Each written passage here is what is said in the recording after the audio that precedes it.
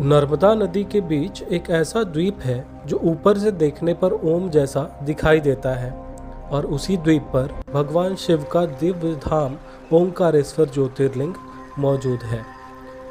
बहुत कम लोग जानते हैं कि इस मंदिर के पीछे एक ऐसी कहानी छिपी है जिसने एक घमंडी पर्वत को भक्त बना दिया था। बहुत समय पहले विंध्य पर्वत को अपने बल और ऊंचाई पर बहुत घमंड था। उसे लगता था कि पूरी पृथ्वी पर उससे बड़ा कोई नहीं है। एक दिन कुछ ऋषि वहां से गुजरे। विंध्य ने गर्व से पूछा, क्या संसार में कोई मुझसे भी महान है? ऋषियों ने शांत स्वर में कहा, मेरू पर्वत तुमसे ऊंचा है और जिस पर महादेव की कृपा हो वही सबसे महान होता है। यही बात विंध्य के हृदय में आग की तरह लग गई। उसका घमंड टूट चुका था।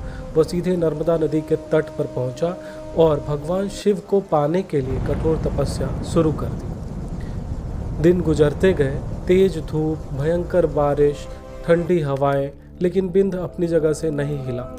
उसने मिट्टी से एक शिवलिंग बनाया और लगातार जाप करने लगा। कहते हैं उसकी तपस्या इतनी प्रचंड थी कि देवता भी भयभीत हो गए। एक रात आकाश में भयंकर बिजली चमकी, नर्मदा की लहरें ऊंची उठने लगी, पूरा द्वीप तेज प्रकाश से भर गया और फिर उस दिव्य प्रकाश के बीच महादेव प्रकट हुए। उनकी जटाओं से गंगा बह रही थी, आंखों में अग्नि थी और डमरू की ध्वनि से पूरा आकाश कांप रहा था। विंध्य पर्वत तुरंत उनके चरणों में गिर पड़ा।